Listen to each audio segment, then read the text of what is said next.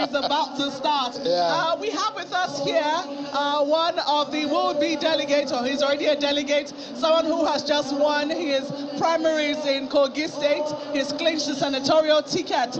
I'm not able to say precisely, is it Yagba West? Kogi West. Kogi West Senatorial District of Kogi State.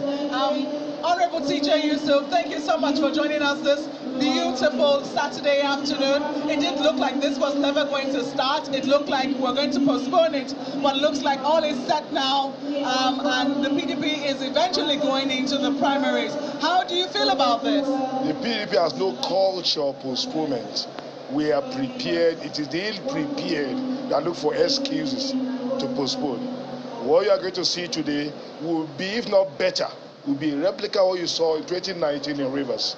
We are, as a party, committed deliberately to begin to showcase to Nigerians that internal democracy is a prerequisite to getting it right in Nigeria. So what you are seeing today is just a reflection of our determination to say we must get it right. They are gladiators, like you said, but gladiators go into the arena knowing that only one champion will emerge. And at the end of the day, every other gladiator must rally around that gladiator and make him the ultimate gladiator. You know, so many things he said. The first thing he said is the PDP has no culture of postponement. Joe, I'm sure that you can easily challenge that. I'll tell you, I have records of postponement that the PDP has had. But I mean, it's not a day to challenge your facts. It's a day also to ask, who are you supporting? Because we spoke to the governor of Adamawa State, Amadu Fintere, who says he's an Atiku man. Whose man are you? I'm a Wike man. Interesting. I'm a Wike man. Simple. Every other aspirant is my party man. I have absolute respect for every one of them. But for where we are as a nation, for where we are now, we need a man like Wike. How? Why? The North has had it for 8 years now. It's a natural thing that power should move to the other side. 2, for the degree of decadence that we have now, we need a man whose good money is good money, whose truth will always be truth. We do not want a Philippine person right now. Nigeria require bottom up. We're brought top bottom. We need bottom up. If you know what I'm talking about. Have you taken permission to use the slogan that you're using right now? Top to bottom. Top to bottom. We are saying bottom up, not top to bottom. Bottom up. We are down as a nation. We need a man of courage, a man of sincerity, capacity, who does not waver, who stand committed to an agreement. We do not want the usual politicians who are Philippine, who say what you want to hear to win election. You know, something you said struck me. You said you're going to be showing Nigerians that democracy is extremely important. I believe that you're pointing to the mode that your party has chosen to ensure that the candidate emerges here at this arena today.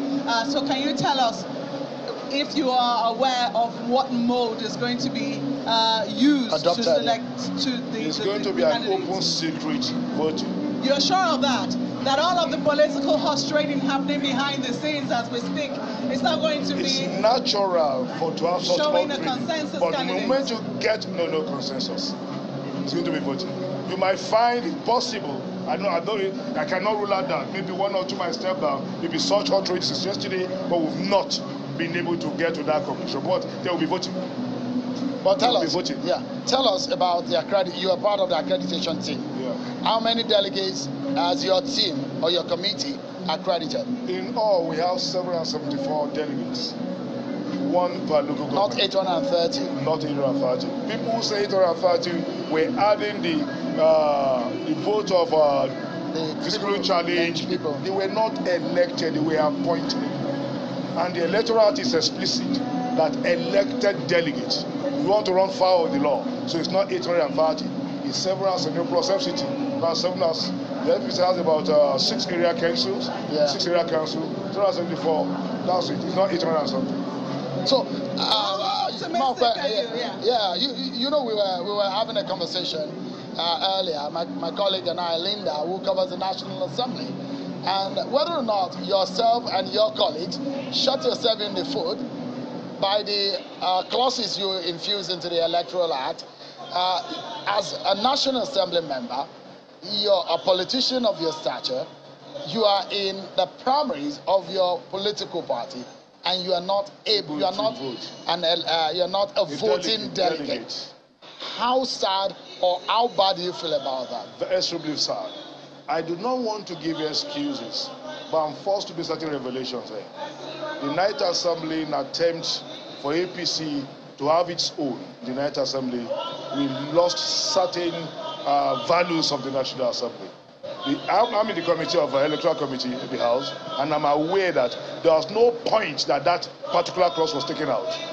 But it got to a point that some of my colleagues, in an attempt to please the executive and be seen as being loyal members, because the PDP at a point of inauguration lost this team. We lost the capacity to come together as a viable opposition, so we became a conquered people in the House. So what you found there was that in an attempt to please the executive, they lost the other typographical error or something. What was there was something, a clause or a statement that mentioned ad hoc delegate was taken out, and it was not seen by anybody until later.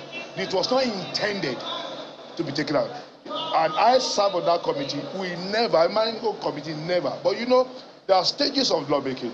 After the House does the first, second reading, there will be a committee conference.